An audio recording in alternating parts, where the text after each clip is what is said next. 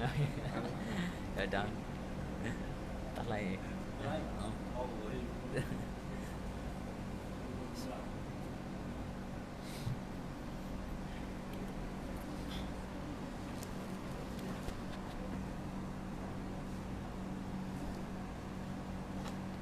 Selamat pengantin baru. Apa lagi pengantin baru nada lain pada dia. Lain sikit.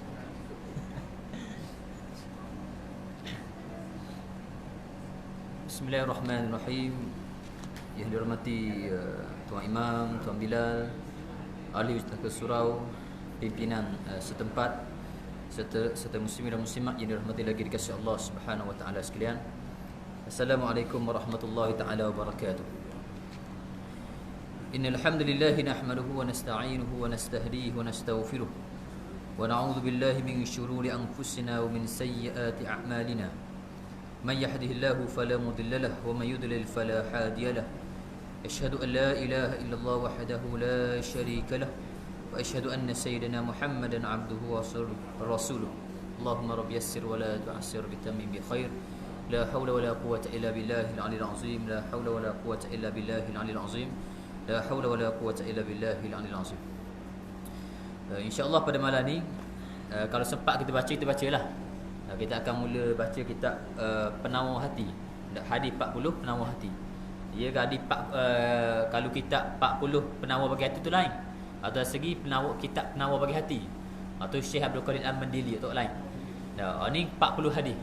Kira berbentuk hadis yang di pesanan-pesanan baginda Nabi sallallahu alaihi wasallam untuk kita kata memperbaiki ataupun mencantik, mengelokkan hati kita sebagai penawar hati kita, supaya kita ni semakin dekat kepada Allah Subhanahu Wa Taala. Cuma insya-Allah kalau sempat kita baca, kita akan baca mukadimah dia. Cuma pada malam ni, pada awalnya saya nak kongsi pada muslim-muslimat sekalian, sebagai disebut oleh para ulama, di sana ada tiga tanda disebut oleh para ulama, tanda-tanda amalan seorang diterima ataupun tidak di sisi Allah Subhanahu Wa Taala. Kerana kita ni baru lepas Ramadan, lebih kurang 2 minggu.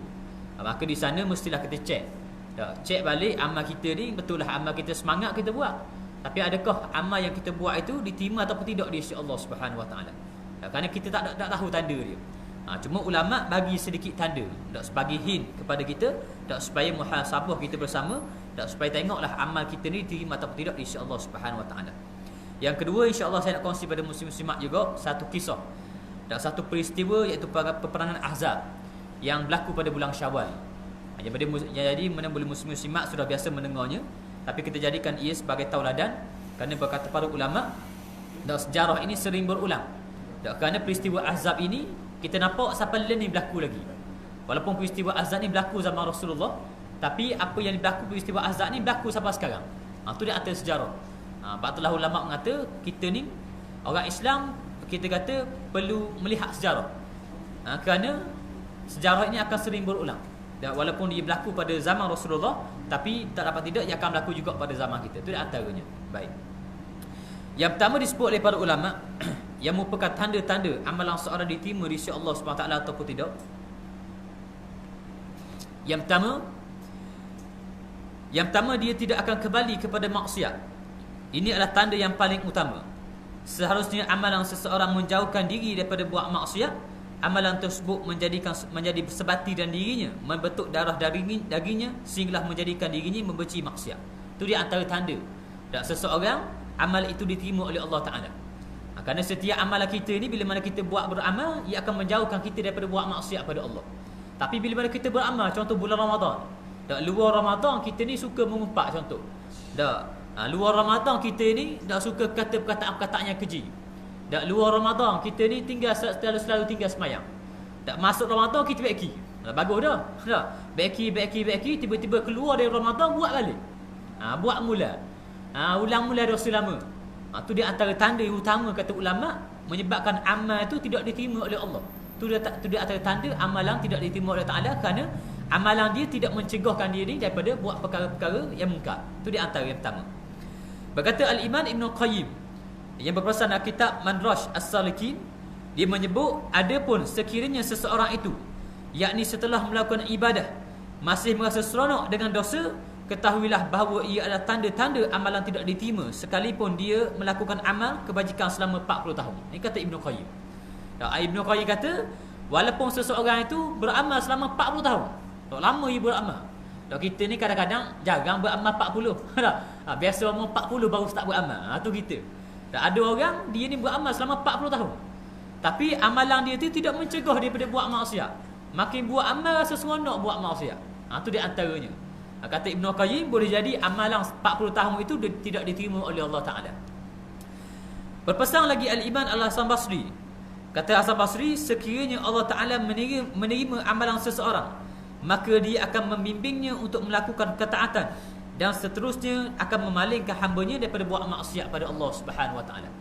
Tu kata Imam Hasan Al-Basri, seorang imam yang besar yang mana ada kisah dia juga. Cuma ada masa kita akan cerita balik kisah Al-Hasan, Imam Al-Hasan Basri. Kisah yang agak menarik. Kata Imam Al-Hasan Basri, jika seseorang itu buat amal dan bila mana amalan tu dibimbing Allah Ta'ala, buat amalan dibimbing Allah Ta'ala, menyebabkan dia ni rasa jauh daripada buat maksiat pada Allah. Sebab tu kita kata satu nikmat, kata Sayyidina Ali, nikmat yang paling besar setiap hari kita adalah bila mana kita ni hari tu tak buat maksiat. Tu nikmat paling besar. Dan andai kata dalam diri kita ada satu perasaan gitu, dan biasa kita buat maksiat sama, tiba-tiba hari tu semayang berjemaah 5 waktu, dok tengok puan seksi, dok buat maksiat. Itulah hari paling membebaskan kita, dan hari itu adalah hari yang paling gembira, kata Sayyidina Ali radhiyallahu anhu. Dan sifat itu mesti ada dalam diri kita. Berarti kita ni tidak seronok dalam melaksanakan maksiat pada Allah Ta'ala. Baik. Tanda yang kedua, amalan seorang itu diterima oleh Allah Ta'ala. Kata para ulama, amal kebajikannya seharusnya menghasilkan kebaikan yang lain. Dalam perihal ini, Al-Imam Al-Hasan Basri berkata, innal min jazaa'il hasanatil hasanah ba'daha wa min uqubatis sayyi'ati as-sayyi'atu ba'daha. Salah satu pulangan amal soleh adalah ia menghasilkan amal soleh yang lain. Dan sekiranya dia laksanakan kejahatan tersebut akan menghasilkan kejahatan yang seterusnya. Itu yang kedua.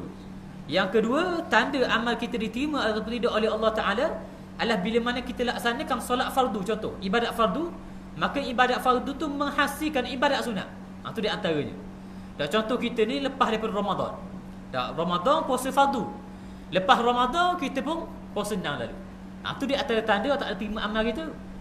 Di sini aku siap dah senang. Habis lagi. Senang. Dah habis lagi. Puasa. Bahkan kata ulama, di antaranya kita ambil, saya setuju dengan pendapat ni lah. Biasa orang tanya kan, dak mana puasa qada dulu ke dak puasa sunat nak. Di antara ulama mengatakan banyak pendapat. Cuma yang saya setujunya adalah pendapat yang mana bila mana kita puasa qada, maka itu dapat pahala dah puasa sunat. Itu di antara ulama mengatakan. Di antara mufti wilayah menyebut bahawa harus tak kita gabung niat dua. Boleh juga.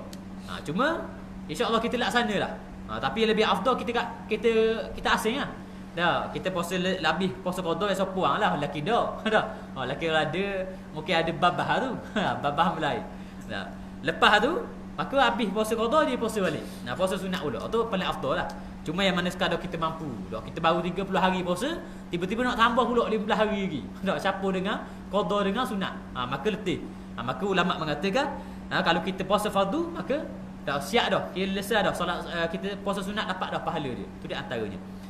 Maka yang kedua ni, bila mana kita laksanakan ibadat fardu, maka melahirkan ibadat sunat. Itu di antara tanda yang kedua Allah Ta'ala terima amal kita. Contoh ibadat solat kita. Solat fardu kita jaga, maka melahirkan solat sunat. Sebab itulah ibadat sunat ni banyak hadirin pahala dia. Di antaranya sunat muakkad, solat sunat selepas fardu maghrib. Bahkan ulama mengatakan di antaranya hadis, di antara barang siapa yang semayang sunat selepas fardu maghrib, diampunkan dosa selama 10 tahun. Tak ada kelebihan cukup besar. Kerana ibadat-ibadat sunat ni menghasilkan, kita kata, mendekatkan kita kepada Allah Subhanahu Wa Taala. Malah Al-Hasan Basri mengingatkan kita bahawasanya sekiranya kebaikanmu tidak memberikan pertambahan amal, maka di situ pasti ada kekurangan, yakni kesempurnaan pada amalan tersebut. Berarti amal kita ni kalau kita tidak ada penambahan, takat tu je amal. Apa cara situ je. Tidak ada penambahan, maka kata Al-Hasan Basri, boleh jadi ibadat kita belum sempurna. Sebagai contoh, kita ambil ibadat sembahyang. Dan ibadat sembahyang ni walaupun hari-hari tadi, tapi sini siapa yakin bahawa ibadat sembahyang sempurna? Sebab tu kadang-kadang kita ni ibadat sembahyang kadang tak sempurna, menyebabkan tiadanya penambahan amal yang lain. Sebab ibadat sembahyang kita rosak dah. Itu di antaranya hadirin. Masa kita kena muhasabah lah ni. Tak, bukan saya sebut ni bukanlah nak tuju siapa-siapa, tapi muhasabah untuk diri saya sendiri juga. Itu di antaranya. Yang terakhir, kata ulama, tanda amal seorang diterima oleh Allah Taala yang ketiga, iaitu istiqamah dengan amal yang soleh. Al-Imam Ibn Kathir menyebut, sesungguhnya telah menjadi fitrah manusia di mana Allah Taala akan mencabut nyawa seseorang itu dengan amal yang dilakukan secara konsisten. Sekiranya seseorang itu konsisten melaksanakan amal kebaikan, maka dia akan mati dalam keadaan kebaikan. Sekiranya seseorang konsisten dengan melaksanakan kemukaran, maka dibimbangi dia akan mati dengan perbuatan yang telah biasa dilakukan. Itu di antaranya. Dan yang ketiga, tanda amal kita diterima oleh Allah adalah istiqamah. Teguh dalam melaksanakan amal yang soleh tersebut. Tidak hanya bergantung pada bulan Ramadan saja. Luar Ramadan juga kita teguh juga. Maka bahkan kata Ibnu Katsir, di antara fitrah manusia, orang kita takut ni. Dan sebab Ibnu Katsir menyebut di antara fitrah ni kebiasaan manusia. Kebiasaan Ibnu Katsir kata fitrah manusia ni dia akan mati dengan apa yang biasa dibuat. Itu di antaranya. Kalau bukanlah kita kata baik motor mati kat dalam motor. Bukan gitu. Di antara amalan maksiat ataupun amalan yang baik. Itu di antaranya. Di antara kalau lihat banyak video-video di YouTube, orang yang biasa nyanyi, nyanyi atas mati atas. Orang yang biasa joget disco, mati dalam disco. Kenapa? Kerana fitrah manusia gitu. Barang siapa yang konsisten dengan amal maksiat, boleh jadi dibimbangi, kata Ibnu Katsir, dia akan mati dalam keadaan demikian. Waliyazubillah. Kita minta lindung daripada Allah Subhanahu Wa Taala.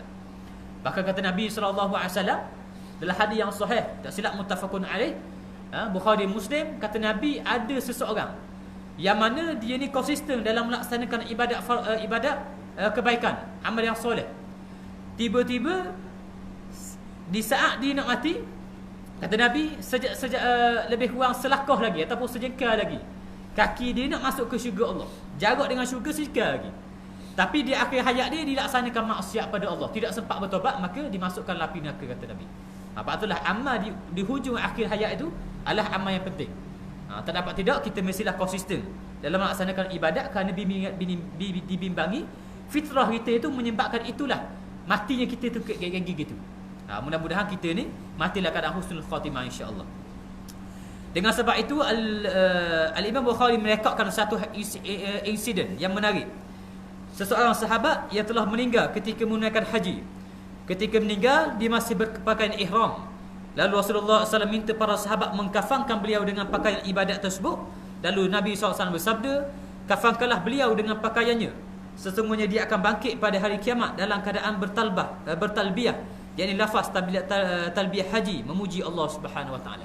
Dan menunjukkan seseorang itu bila mana dia konsisten dalam melaksanakan ibadat kepada Allah Subhanahu Wa Taala, saya fitrahnya dia akan mati dalam keadaan ibadat pada Allah.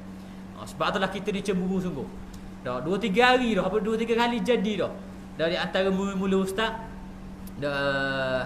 Hasan Din dah mati dalam keadaan nak sembahyang subuh. Allahu Akbar. Dah dalam keadaan ada seorang khatib. Dah khatib mimbar. Dah tengah khutbah tiba-tiba meninggal atas khatib. Di antara amal yang mulia. Ada orang mana bila mana sembahyang dah meninggal ketika sujud. Allahu Akbar. Di antara mati yang kita cemburu.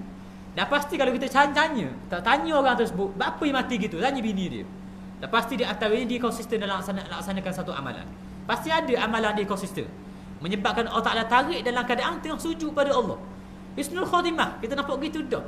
Dari zahir dunia tak tunjuk dah, akhirat pasti lebih lagi.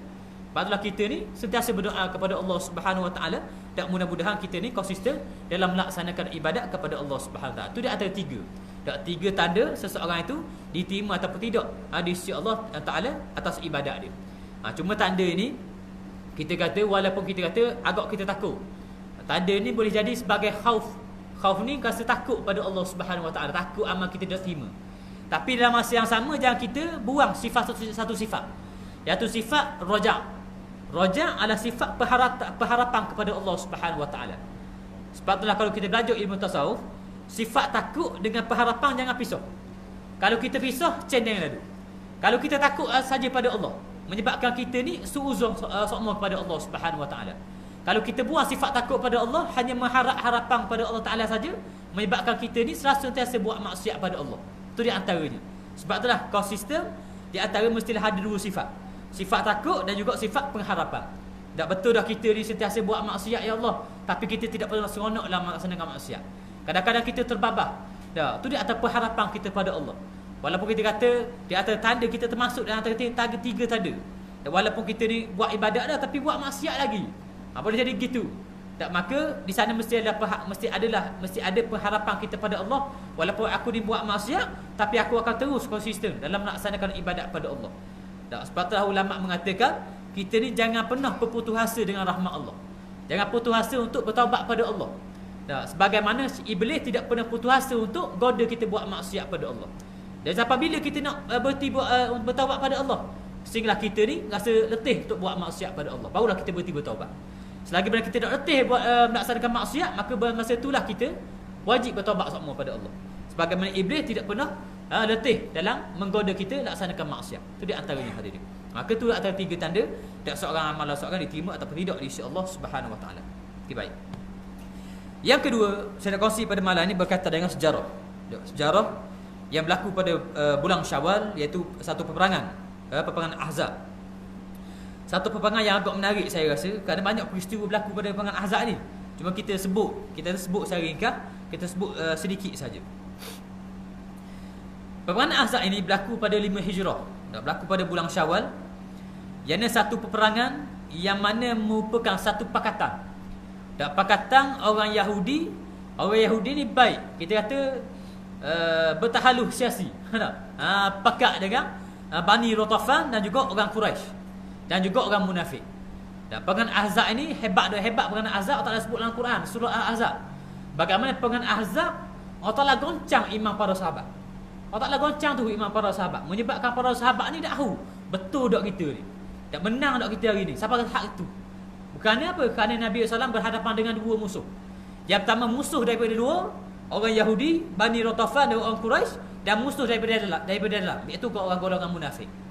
Bagaimana di antaranya bila mana dalam peperangan Ahzab ini, bila mana orang beriman kita siap-siap untuk menghadapi peperangan, orang munafik main peranang. Dah hasut orang beriman supaya jangan berperang. Kenapa? Kerana confirm dah kita kalah. Kerana dari sudut jumlah kalah hawa dah. Dah jumlah peperangan Ahzab adalah jumlah terbesar Nabi SAW dalam peperangan Nabi SAW, iaitu peperangan melibatkan 3,000 orang tentera Islam lawan 10,000 orang. Dari sudut jumlah kita kalah hawa. Itu di antaranya merupakan pakatan Yahudi, Bani Rotafan dan juga golongan Quraisy. Dan kalau kita lihat hadirin, orang Yahudi ni, dia ni tak puas hati dengan Nabi. Mula-mula Nabi main Madinah tak puas hati dah. Walaupun orang Yahudi tahu bahawa itulah Rasulullah SAW, Nabi akhir zaman ni tahu. Jadi antaranya Uyai bin Akh. Kita jarang dengar nama dia. Uyai bin Akh adalah seorang, kita kata, ulama orang Yahudi. Beramal dengan kitab Taurat. Yang mana Nabi SAW nikah dengan anak dia. Anak dia Safiyah binti Uyai. Ni anak. Cuma Nabi nikah dengan anak dia Safiyah ketika mana Uyai sudah meninggal dunia. Uyai bin Akh, bila mana Nabi mari ke Madinah, orang ngadu pada Uyai. Wahai Uyai, boleh tak kalau kita ke ustaz wahai ustaz Uyai, dah boleh mu tengok, boleh mu tolong tengok tilik Muhammad tu. Betul tak Muhammad tu Nabi? Tilik boleh. Tak, kerana Uyai ni dia ni hebat. Ia fasih dalam kitab Taurat. Dan kitab Taurat ada menyebut berkaitan dengan Nabi akhir zaman, iaitu Nabi Muhammad SAW. Uyai bin Akh, bila mana Nabi cakap, Nabi berpidato, dia cek sesa-sesa. Cek Nabi cakap ni. Cek, lalu dia kata pada Yahudi. Dia kata, ni memang Nabi sungguh, dia kata. Dan aku cek memang Nabi sungguh. Memang bukan pemimpin biasa Muhammad ni. Cuma kita jangan turut dia. Kenapa? Kerana dia bukan bangsa kita. Sebab tu ulama mengatakan Yahudi bukan agama tapi bangsa. Orang nak masuk agama Yahudi tak boleh. Kenapa? Kerana bahasa Melayu, bangsa Kristian tak boleh. Bangsa Amerika tak boleh, orang putih tak boleh. Yahudi hanya dari sudut apa kita kata, dia ni bangsa bukan agama. Sebab tu dia menolak agama yang lain, yang mana selain daripada bangsa lain, ibarat lembu kambing juga. Ini antara dari sudut akidah orang Yahudi. Tapi orang Yahudi bila mana melibatkan orang Islam, dia sanggup gabung dengan Bani Ghatafan, sanggup gabung dengan orang Quraisy. Bahkan golongan Quraisy pernah tanya orang Yahudi, wahai Yahudi, antara aku dengan Muhammad, antara orang Quraisy dengan agama Muhammad, mana sebetul? Yahudi kata, mu betul lagi, kata. Sedangkan dia nipu je tu, tetapi kata mu betul lagi. Becinya terhadap Islam orang Yahudi ni. Dan kan bakal sejarahnya, sejarah Yahudi ni sampai lain ni berlaku lagi. Dan sejarah apa yang dibuat oleh Pakatan Yahudi, Bani Ghatafan dan Quraisy ni sampai lain ni berlaku. Yahudi dia sanggup kita kata ketepikan akidah dia, iaitu menolak bangsa-bangsa yang lain. Bahkan orang Kristian learning, Yahudi sanggup gabung Kristian untuk hancurkan Islam. Sedangkan orang Kristian, akidah dia sama ada Kristian Ortodok ataupun Kristian Katolik, dia tak join dengan Yahudi. Kerana sudut sejarahnya, siapa yang bunuh Nabi Isa? Jesus. Dan sudut akidah orang Yahudi, orang Kristian, Yahudi yang bunuh Jesus. Walaupun akidah kita mengatakan bahawa bagaimana Nabi Isa diangkat oleh Allah Subhanahu Wa Taala ke langit. Ditukar wajahnya sama, iaitu Yahuza Ishkanati, seorang pengkhianat, pengikut nombor 13 pengikut Nabi Isa, tapi seorang pengkhianat. Yang mana membuka, kita kata membuka, kita berpakat dengan gaji Yahudi untuk tunjuk di manakah tempat persembunyian Nabi Isa AS. Itu di antara kita kata akidah kita. Adapun orang Kristian mengatakan bahawa orang yang bunuh Nabi dia adalah Yahudi, tapi dia sanggup ketepikan akidah dia, yang mana Yahudi pernah bunuh Nabi dia demi untuk hancurkan Islam. Sanggup gabung. Itu di antaranya. Dan sejarah ini sering berulang. Di antara berlaku pada zaman Allahumma salli Muhammad, Khalifah Uthmaniyah. Khalifah Uthmaniyah nak acur Khalifah Uthmaniyah tu bagaimana Yahudi gabung dengan orang-orang Australia, gabung dengan orang Kristian untuk hancurkan Yahudi. Bahkan menghancurkan Hitler. Hitler ni Jerman. Tak gabung juga, gabung hancur Hitler, hancur Gomor pula Khilafah Uthmaniyah. Itu dah sejarah. Bahkan Lenin berlaku juga sekali lagi, berlaku pada golongan Palestin. Dan di Palestin, orang Yahudi baik dengan molek ada dengan mereka. Dan sedangkan Amerika Kristian, orang Yahudi itu Yahudi, Kristian dengan Yahudi tidak join. Tak tiba-tiba boleh gabung untuk hancurkan Islam, untuk kita hancurkan golongan Islam di Palestin. Itu di antaranya. Dan sebab tu sejarah kita kena belajar sejarah. Kerana sejarah ini akan sering berulang, sampai lain ni akan berlaku. Bahkan di negara kita juga akan berlaku juga di negara kita. Kerana orang kafir ni balas setara mana pun dia akan baik juga untuk hancurkan musuh yang sama. Ia ada istilah politik. Tak, istilah politik yang mana dipegang oleh orang Yahudi dan Kristian ini. Musuhmu dengan musuh aku sama. Mu dengan aku musuh, tapi musuh disebabkan musuhmu dengan musuh aku sama, maka kita hancur dulu musuh itu. Itu di antaranya istilah politik orang Yahudi. Berarti kita ni memang musuh, Yahudi, Kristian musuh, tapi disebabkan kita ni musuh kita sama, iaitu orang Islam, maka kita ketepikan permusuhan kita demi hancurkan Islam dulu. Itu di antara kita istilah politik yang dibawa oleh orang kafir. Maka kita kena belajar benda ni. Baik. Maka Nabi SAW bincang kepada sahabat, bagaimana untuk kita lawan 10,000 orang ni. Kita 3,000 nak lawan 10,000 orang, kita kalah jumlah. Dalam keadaan Ahzab, golongan kita terazab untuk serang dekat kota Madinah. Maka di antaranya ada seorang sahabat daripada Iran, daripada Parsi, iaitu Salman Al-Farisi, nak beri cadangan. Ya Rasulullah, di Parsi, kalau kami ni bilangan tentera musuh lebih ramai daripada bilangan tentera kami, maka khandakna, kami akan gali parit. Itulah peristiwa Ahzab ini digelar juga sebagai peperangan Ghazwatu Khandaq. Ghazwatu apa? Allah SWT. Apa dia yang sebut? Tak ingat. Khandaq ada. Ghazwatu Khandaq, kita peperangan Khandaq. Kerana Khandaq ini bererti dengan maksud gali parit. Cuma para sahabat Salman Al-Farisi ni disebut oleh para ulama, Salman Al-Farisi ni dia ni hidup selama 250 tahun. Ni umur Salman Al-Farisi, umur panjang. Dia ni berguru dengan 5 orang guru golongan Kristian. Asal beragama Majusi, bila mana tergoda dengan kita menerima dakwah golongan Kristian dan tertarik dengan agama Kristian, masuk Kristian. Lari daripada rumah masuk Kristian sampai 5 tok guru mati. Sehinggalah baru bertemu Nabi SAW masuk Islam. Itu Salman Al-Farisi. Patutlah mengatakan tidak mustahil Salman Al-Farisi ini umur selama 250 tahun. Di antaranya bila mana Salman Al-Farisi kita kata bagi cadangan supaya kita ni gali parit, maka ramailah di kalangan para sahabat kita condemn Salman Al-Farisi. Kerana Salman ni buat bid'ah. Tidak berlaku pada zaman kita kata golongan Arab gali parit, tak pernah berlaku. Bahkan kita kata macam bazin negara gali parit. Daulah orang Islam kita kata kekurangan makanan, tiba-tiba nak gali parit. Dan parit ini digali bukanlah sekitar Madinah, bukan seluruh Madinah. Kalau kita tengok ingat cerita kartun dulu. Kartun-kartun dulu kan, peristiwa Nabi Muhammad SAW di akhir zaman. Di antaranya gali buat kartun kan bagaimana Madinah itu digali seluruh, sekeliling Madinah. Madinah besar. Mustahil Nabi ni mampu, kita kata para sahabat mampu untuk gali seluruh Madinah. Dia disebut dalam sejarah bagaimana tempat digali itu digali selama 2 minggu, yang mana digali daripada Bukit As-Silak. Satu bukit digalikan sehingga bukit yang lain. Bukit As-Silak ni kita kata pintu masuk kepada Madinah. Tak menyebabkan pintu masuk, maka digali di hadapan tersebut. Tak, maka jarak di antara galian tersebut, jarak kira-kira kuda paling tangkas tidak dapat mencapai kota Madinah. Tu di antara jarak. Tak jarak kita kata galian dibuat oleh para sahabat Nabi SAW, juga termasuk dengan Nabi SAW. Dan antara juga peristiwa berlaku pada Khandaq ini, bila mana para sahabat gali Khandaq, kita balik gali parit, maka para sahabat pernah mengadu dengan Nabi. Ya Rasulullah, saya lapar. Para sahabat pernah mengadu. Bahkan Nabi tak jawab. Nabi selok baju Nabi, di sana adanya kita kata tali yang diikat bersama dua batu.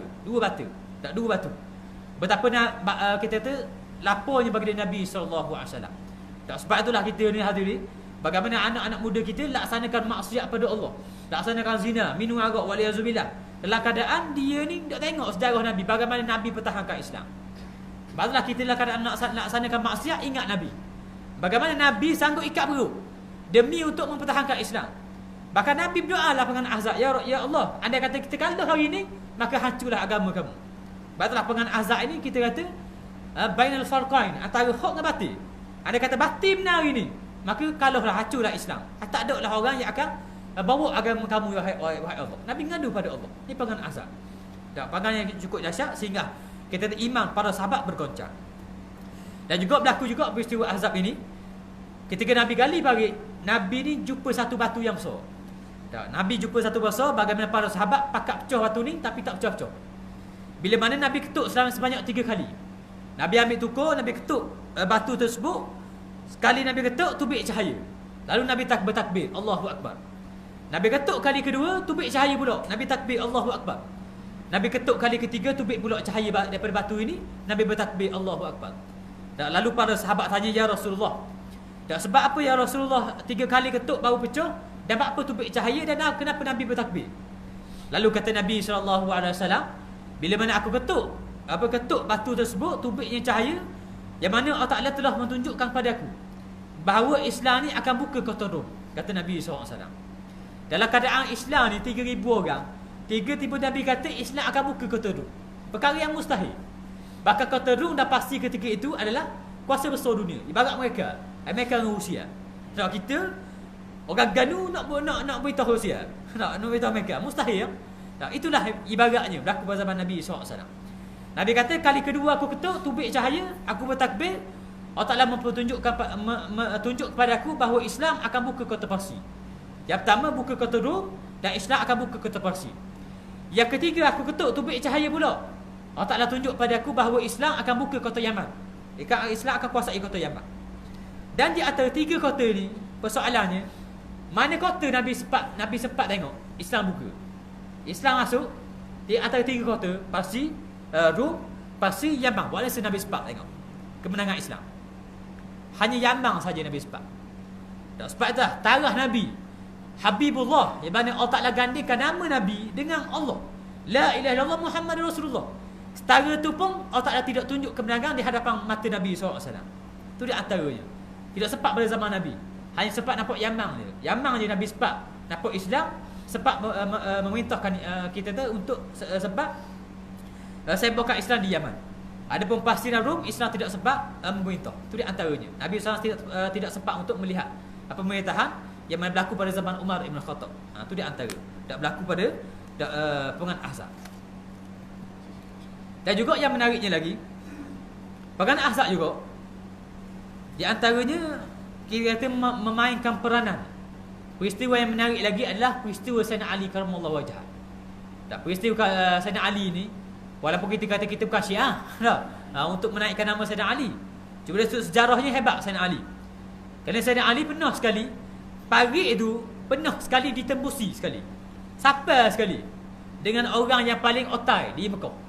Orang otai ni kita kata ayah di Mekah, dia paling otai sekali. Tak, dia ni kita kata kalau ibarat kita kau habis silat belajar Melaka. Tak, muatai ada, silat gayung ada, silat bulu ada Melaka dengan dia ni. Menyebabkan dia paling gesta. Orang takut Melaka dia. Dia penuh sekali. Tak, dia ambil ajak lepas. Tak, lepas dengan parit digali oleh Nabi SAW, lepas dia masuk di kota Madinah. Dan orang Islam pakat takut Melaka, pakat kepung dia Melaka. Cuma dia ni tok deka, dia bijak. Dia pun bijak strategi. Dia kata mu pakat kepung aku, nakuk ngak mun aku. Marilah mangsa sama-sama dengan aku. Dia sanggup, dia sanggup. Tak, dia lawan, dia ajak orang Islam lawan sama-sama dengan dia. Mu 10 orang, tak 15 orang lawan aku seorang. Boleh mu menang. Mau aku mau dengan aku seorang. Teh lawan sama-sama sekali. Nampak mu gagah setara mana. Bahkan riwayat menyebut bagaimana ramai tentera Islam kalah. Sehinggalah Sayyidina Ali main berani sekali. Dan Sayyidina Ali lagi. Bahkan Sayyidina Ali tidak sepak dengan, kita kata tidak kenal pun orang ni. Bahkan ramai para sahabat pakat, kita kata pakat sekat Sayyidina Ali. Wahai Ali punya kaki, ni orang gangster sekali ni. Moganya memang mu lawan ni memang kalah awak. Sayyidina Ali ni dia kukuh. Dia bukan katang macam kita. Bukan macam aku macam ni lah. Dia tak katang, dia kukuh.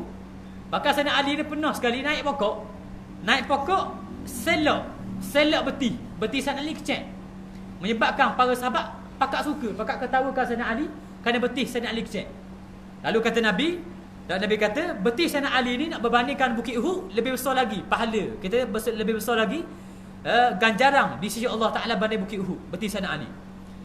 Baiklah Sayyidina Ali di antara perang Khaybar. Dia perang Khaybar. Di antara perang Khaybar ni Nabi ni kepung kota Khaybar. Kota Khaybar adalah kota terakhir orang Yahudi, orang munafik. Kota terakhir.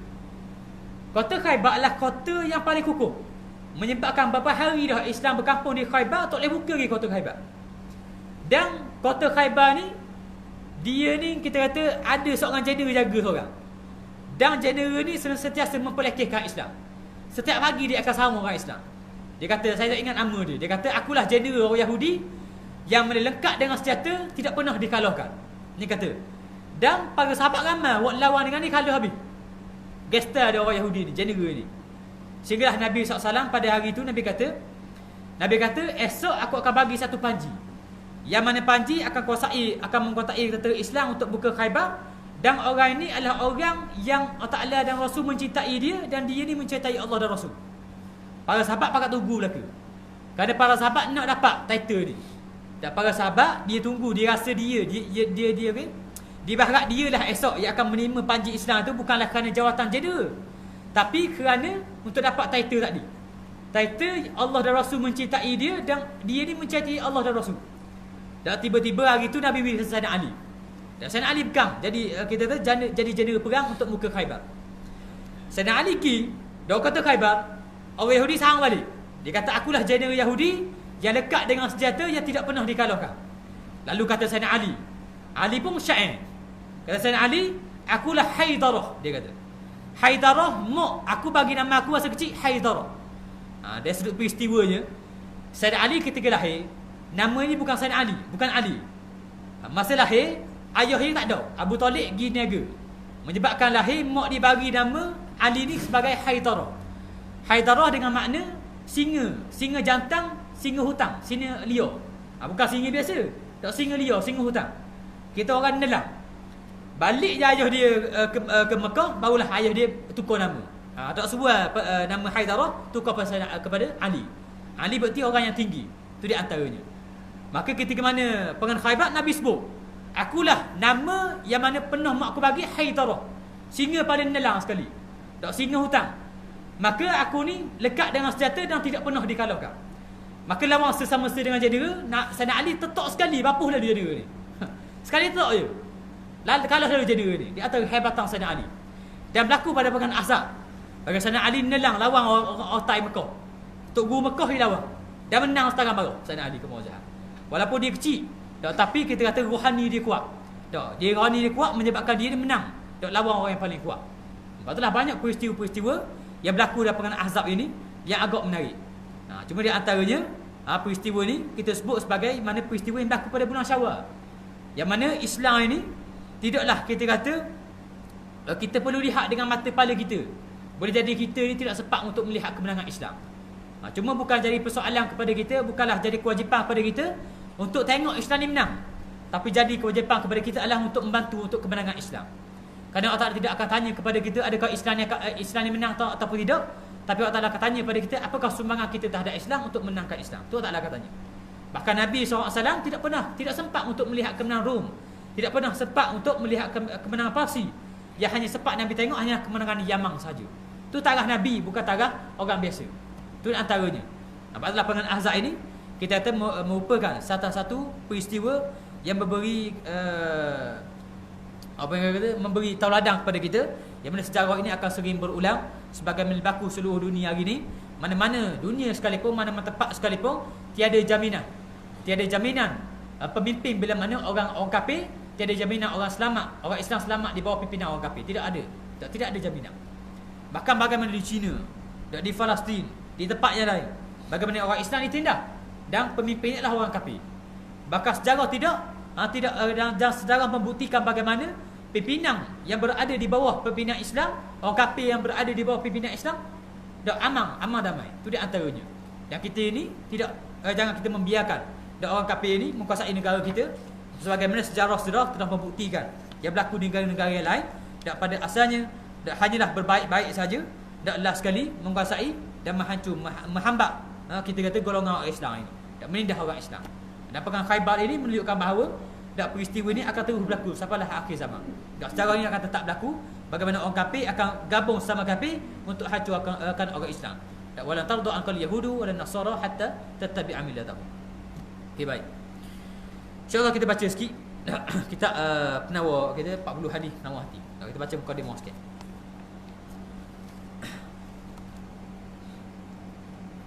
Kitab 40 penawar hati ini, 40 hadis ini, mukadimah dia dak silap hidup lagi. Dak Syekh ni hidup lagi. Seorang kiai iaitu Ahmad Fahmi Zamzam, ataupun Abu Ali Al-Banjari An-Nadwi Al-Maliki. Dia kata nama panggilan dia, nama sebenarnya Ahmad Fahmi bin Zamzam. Dan seorang kita kata ulama di Indonesia, bahkan banyak hadis-hadis, banyak kitab-kitab yang berbentuk 40 hadis. Dia kata 40 hadis akhir zaman, 40 hadis akhlak mulia, 40 hadis penawar hati. Itu di antara kita kata 40 hadis tu, di antara kalau kita lihat susunan dia adalah Ahmad Fahmi bin Zamzam. Itu di antaranya. Tak mukadimah dia baca sikit. Kata pengarang rahimahullah, hati manusia adalah tempat pandangan Allah Ta'ala. Ia merupakan tapak semayang iman, tempat kita kata tempat letaknya iman, tempat bertunas dan menjalal ke seluruh anggota badan dalam bentuk amalan yang merupakan bunga atau buah daripada apa yang telah tertanam dalam hati. Itu di antaranya. Dan kata pengarang, hati manusia adalah tempat pandang Allah Ta'ala. Ini hati kita. Hati kita contoh dengan kita kata, contoh dengan amalan kita kata dengan zahir kita. Ibaratnya kalau kita nak pergi jamu, ni bulan Syawal dah habis gaya. Melayu gaya sebulan. Jadi nak pergi jamu member. Biasa kita ni kalau duduk depan cermin 2-3 minit, biasa gitu habis kalau puas setengah jam biasa. Duduk depan cermin. Sebab apa duduk depan cermin? Kerana apa yang kita nampak ini adalah pandangan manusia. Contoh ada jerawat stay ni atas pipi gitu. Kita pun make up. Nak hilang nampak jerawat, tak mahu orang nampak. Kenapa? Kerana tempat pandangan manusia. Apatah lagi hati. Dan hati adalah tempat pandang Allah. Maka mestilah kita jaga lagi hati ni, dan supaya kita ni tidak melaksanakan maksiat pada Allah. Kerana hati ni bila mana melaksanakan maksiat, dia akan hitam. Itu dia antaranya. Cuma kalau kita buka kitab penawar bagi hati, kitab yang mana disebut oleh, yang dikarang oleh Syekh Abdul Qadir Al-Madidi, kita kata kolbun. Hati ni kolbun. Cuma kita kata dari sudut istilah kolbon ni bukan hati tapi jantung. Kita kata pengarang sebut hati sini kan. Dah hati. Hati betul juga. Cuma istilah lebih betul lagi adalah jantung. Kerana kolbon ini, kolbon ia asal dari sudut bahasa Arabnya, kolbon adalah jantung pada asalnya. Adapun hati, kibdun. Bahasa Arab kibdun. Kaf ba da, kibdun. Bagi bawah, ba mati da, bagi tanwin, kibdun. Kibdun tu maksud hati. Adapun kolbon maksud dia jantung. Jantung. Cuma kita boleh sebut lah ke nak sebut hati pun boleh, jantung pun boleh. Cuma dari sudut istilahnya kibdun adalah hati, adapun kolbon ni adalah jantung. Tempat kita kata tempat pang darah. Cuma di antaranya kita pernah berbagai hati menyebut kolbon ni bagi pada dua. Yang pertama kolbon jasmani, iaitu tempat kita pang darah ni lah, tokoh ni. Yang kedua kolbon rohani. Kolbon rohani duduk mana?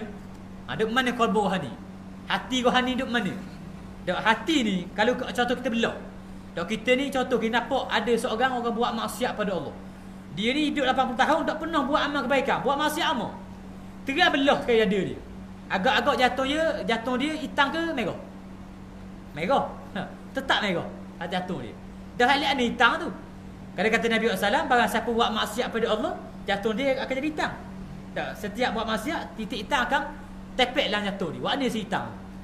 Ulama mengatakan yang hitam tu adalah jantung rohani. Jantung rohani tu hitam, bukan jantung tokoh ni. Jantung tokoh ni tetap merah. Sampai bila-bila pun merah juga. Dan walaupun kita mati merah juga jantung tokoh ni. Jantung hitam tu adalah hitam ataupun tidak, jantung tersebut adalah jantung rohani. Maka jantung rohani disebut oleh dalam kitab Ihya Ulumuddin, yang disebut oleh Hujjatul Islam Al-Imam Ghazali. Dia kata jantung rohani ni adalah kita kata hati, hati, roh dan juga nafas. Kita kata nak mudah bahasa kita kok, hati kita kata kolbon, nafas dan roh ialah satu perkara, satu benda yang sama, iaitu kolbon, sama, itu kok. Maka benda tu adalah kita kata benda waktu dalam. Maka hitam waktu lah hitam. Dia kata buat maksiat hitam adalah waktu. Kolbon rohani, bukan kolbon jasmani, bukan hati rohani, bukan jantung jasmani, tapi jantung rohani waktu dalam. Kita buat barang waktu nampak. Cuma disebut oleh para ulama lagi, nak jaga hati. Kita ni kalau nak jaga hati mestilah jaga amalan zahir. Kerana kita ni amalan zahir menunjukkan bahawa hati kita itu molek ataupun tidak. Adalah amalan zahir. Sebab tu salah orang kata aku ni walaupun kita kata walaupun aku tak tutup aurat tapi hatiku baik, dia kata. Salah. Kerana ulama mengatakan amalan seseorang menunjukkan hati dia baik ataupun tidak. Adalah amalan seorang. Andai seorang itu buka aurat dia, maka itulah menunjukkan bahawa sekadar itulah hati dia. Dan hati juga buat maksiat pada Allah Subhanahu Wa Taala. Maka ulama mengatakan nak jaga hati kita mestilah menjaga amalan kita, anggota zahir. Di antaranya, di antara 7 anggota kita ni, di sana ada 2 anggota mesti kita jaga sungguh-sungguh. Disebut sebagai anggota informasi. Kerana anggota ini melibatkan hati kita. Anggota informasi adalah anggota iaitu mata dan telinga. Kerana mata ni, bila mana kita melihat satu perkara yang haram, maka mata ini akan beri informasi pada hati. Bila mana mata beri informasi pada hati, maka hati akan mula jadi hitam. Bila mana mula hitam, maka hati dia akan bagi informasi pada akal. Maka akal akan gerakkan seluruh tubuh untuk laksanakan maksiat yang dia tengok. Itu di antaranya, kata ulama. Sebab itulah anggota informasi kena jaga. Sebab itulah orang yang sentiasa tengok perkara yang haram, maka dia akan senang untuk buat perkara yang haram. Kenapa? Kerana informasi dia ni beri efek, beri kesan pada jantung dia, menyebabkan jantung dia beri informasi pada akal gerak tubuh dia untuk laksanakan maksiat apa yang dia tengok. Adapun orang yang sentiasa melihat perkara yang halal, contoh tengok bini, tengok bini halal lah, dah nikah dia. Tengok bini halal, tengok bini halal dah, maka tengok perkara yang halal apa, maka senang buat ibadat pada Allah SWT. Itulah antaranya. Sama juga dengan linga. Linga yang biasa dengar perkara yang haram. Contoh linga ni suka dengar orang ngupak. Suka apa dengar cerita orang? Ada orang jenis dia wahai ngupak tapi wahai dengar cerita orang. Dengar. Tanya kan. Tok, guana hajah tu. Tak guana makcik tu. Tanya mau. Nak dengar, wahai dengar. Maka orang yang sentiasa mendengar perkara yang haram, maka ia akan berkesan pada hati dia. Maka bila mana kesan pada hati dia, maka akan kesan juga pada akal dia, menyebabkan dia mudah untuk buat laksanakan maksiat pada Allah. Bila mana linga ni sentiasa dengar perkara maksiat, maka bila mana ada orang azam, dah, Tok Bilal azam, ataupun orang kata ada balik ilmu, maka dia payah nak mari. Sebab apa? Kerana linga telah tersumbat dengan perkara yang haram. Maka perkara yang haram dengan perkara yang halal tidak join, ia tak join. Maka orang laksanakan perkara yang haram menyebabkan dia akan bertolak perkara yang halal. Itu di atas hati. Maka di atas dua anggota yang harus kita jaga sungguh-sungguh, iaitu mata dengan telinga. Mata dengan telinga. Daripada laksanakan maksiat menyebabkan daripada tubuh anggota kita ni lah, anggota zahir kita lah, menyebabkan hati kita jadi hitam. Mudah-mudahan kita ni terselamat daripada hati yang kotor. Kerana hati yang kotor ni, kerana hati yang kotor menyebabkan kita payah untuk laksanakan ibadat pada Allah. Payah sungguh. Hati yang bersih, nak tahu hati kita bersih ke tak, nak laksanakan ibadat mudah. Hati kotor, bila nak laksanakan untuk laksanakan ibadat payah. Sebab itulah kata Nabi SAW, bila sahabat tanya, ya Rasulullah, boleh tak kita kenal mana ahli syurga, mana ahli neraka? Tak, kata Nabi boleh kenal. Bagaimana ya Rasulullah? Kata Nabi, ahli syurga ni, ahli syurga tak jadikan dia ni mudah untuk laksanakan ibadat pada Allah. Dalam masa yang sama, Allah Ta'ala menyusahkan dia untuk laksanakan maksiat pada Allah. Ibadat susah, ibadat senang untuk laksanakan. Bila mana maksiat, nak laksanakan maksiat, tiba-tiba ada semua halangan. Itu di antara ahli syurga, tanda ahli syurga. Adapun tanda ahli neraka, kata Nabi SAW, adalah orang yang mana dia mudah laksanakan maksiat. Dalam masa yang sama, dia payah untuk laksanakan ibadat pada Allah. Cuma kita sebut ini bukanlah untuk kita terjudge orang, untuk jadi juri pada orang, tapi sebagai untuk nilai diri kita. Kita tanda mana? Tak, kita tergolong di kalangan tanda ahli syurga ataupun golongan ahli neraka. Kita mudah laksanakan maksiat ataupun mudah laksanakan ibadat pada Allah. Itu di antara sebagai muhasabah kita pada malam ini. Dan mudah-mudahan dapat manfaat insya-Allah. Dan kita akan sambung pada minggu hadapan insya-Allah, bulan hadapan. Cuma mukadimah ni saya akan ringkas lah. Kerana mukadimah ni panjang. Tak pernah saya mengajar kitab ni di Ngambang Tengah sebulan. Tak, mingguan sebulan saya mengajar mukadimah saja.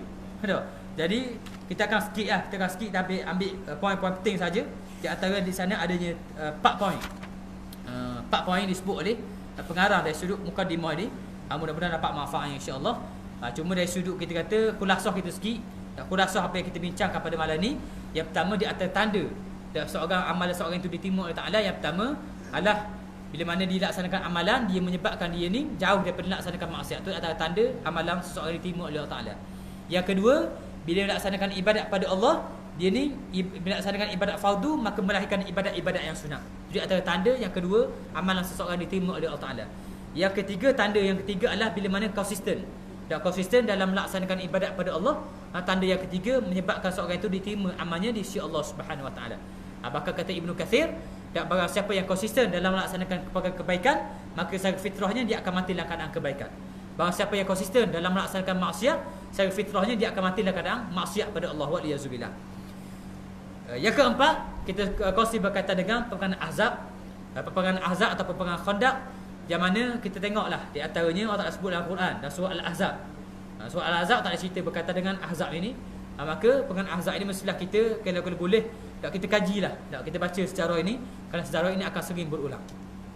Yang terakhir juga kita kongsi berkaitan dengan hati, mukadimah kitab kita, dan mudah-mudahan kita ni kita terselamat daripada menjaga hati kita. Di antara doa yang diajar oleh Nabi SAW, Allahumma ya muqallibal qulub tsabbit qalbi ala dinik wa ala ta'atik. Itu di antara doa yang diajar oleh Nabi. Bahkan kata Ummu Salamah, setiap solat fardu Nabi tidak pernah meninggalkan doa ini, tidak pernah meninggal. Siapa-siapa nak, saya boleh tulis. Boleh tulis doa tu.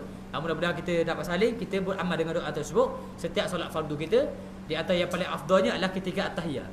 Abi innaka Hamidum Majid. Kita ambil ruang, imam akan bagi ruang masa tu, maka masa tu kita ambil ruang tersebut untuk baca doa tersebut. Allahumma ya muqallibal qulub tsabbit qalbi ala dinik wa ala ta'atik. Ataupun Allahumma ya muqallibal qulub tsabbit qalbi ala dinik, Allahumma ya musarrifal qulub sarrif qalbi ala ta'atik. Supaya hati kita ni tetap bersih dan konsisten dalam melaksanakan ibadat pada Allah Subhanahu Wa Taala, insya-Allah. Yang baik datang Allah, yang lemah dan kuat itu datang dari kemasa sendiri. Wabillahi taufiq hidayah. Wassalamualaikum warahmatullahi taala wabarakatuh. A'udzubillahi samil alim minasyaitonir rajim. Bismillahirrahmanirrahim. Allahumma inna Allahumma ya muqallibal qulub tsabbit qulubana ala dinik. Allahumma salli fil qudus wa bi ala ta'atik. La ilaha illa anta astaghfiruka wa atubu ilaik. Ya arhamar rahimin wa sallallahu alaihi wa sallam Muhammad wa ala alihi wasallam. Walhamdulillahirabbil alamin.